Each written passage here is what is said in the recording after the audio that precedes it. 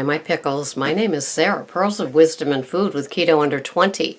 And today, it's a little bathrobe chat. Yeah, I'm giving Greg the space with the bathrooms and all that he needs to do to get out of here because he works off Cape today. So I thought I'd do this podcast before I got dressed, which I used to do all the time. So anyway, my name is Sarah, Pearls of Wisdom and Food with Keto Under 20. And I track and weigh and measure, and I am obnoxious like that because I believe that's part of my security and safety as well as success, so the 3 S's. But today I was thinking about my food addiction, and I was thinking about if you looked at me, you would think, or I would think, if they only knew about my addiction and what I'm really thinking and doing. Are you like that too?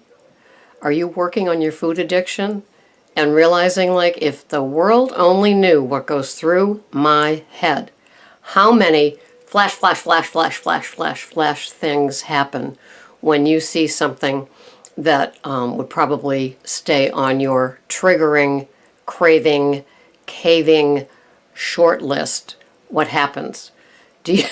I think of myself at parties or at work when they have food sent in, or, cookouts, wedding receptions, anything where it is out of my control about what is served, but not out of my control with what I can choose to eat. And if I've been proactive about it, I literally have called the wedding planner to see what they have on the menu, so I know whether I need to have a big A salad with healthy fats and oils, the blue cheese, the avocado, the macadamia nut oil, the extra virgin olive oil, have things like that, bacon, before I go, so I'm not, even getting to a place where I could pout or whine.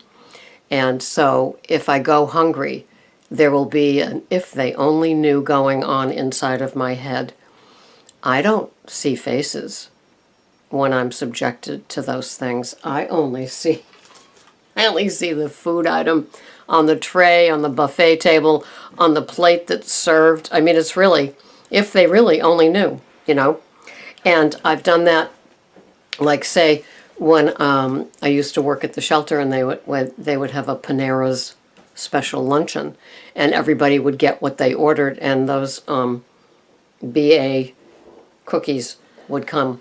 And, I was the office administrator, so I was doing the ordering of those big old cookies along with everybody's choices and, the chips and the things like that. And I would literally watch people who ate things like on my short list of things I can't have, like me.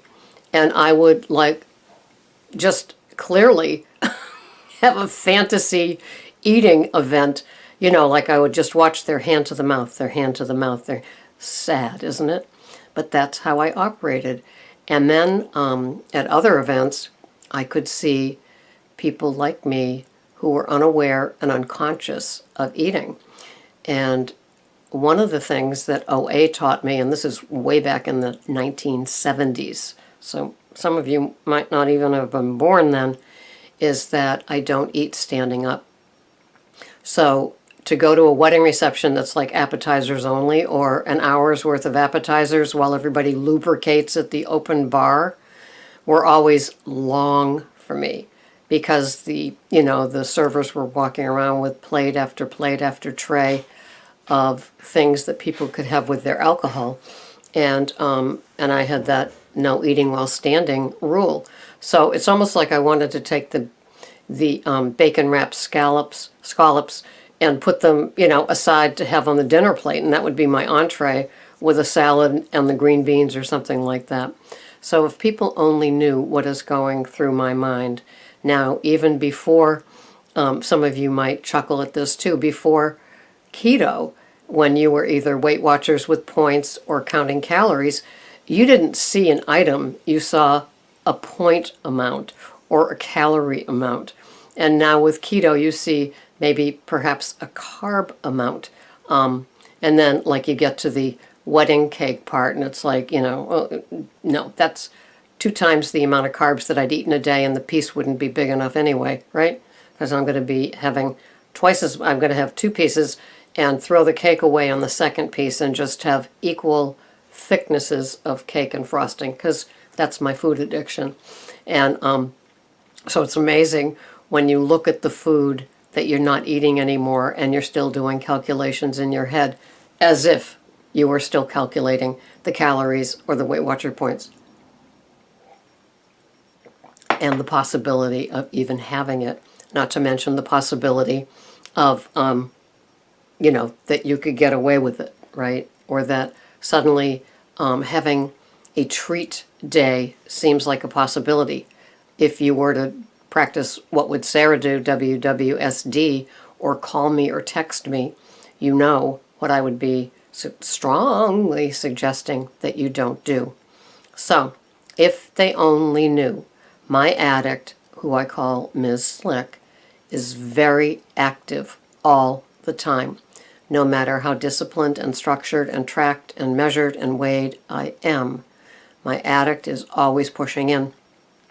It's like that commercial for, I think, Crohn's or irritable bowel syndrome, the cute tiny little thing with the red curls, and she's got on like a leotard, but it shows like the gut, the intestines on it, and so she's like the shadow of this person, and she's always got these hopeful looks on her face that the human being is going to eat something that she wants it to eat. It's really a cute ad. Well, that's kind of like my Ms. Slick. She's just cute and bubbly and always in for the pound and the ride and all of the getting into trouble, into the badhood that she could possibly get me into trouble for. So it's very, very active, even though it might look calm around me, as like at work when I would have my salad with all the weighed and measured items in it. I might look calm and peaceful, and I probably am because I have weighed and measured it and tracked it. But the old me, say I'm having that and everybody else is having pizza with the crust. What a novel idea. And yeah, you get the idea. That's what we do.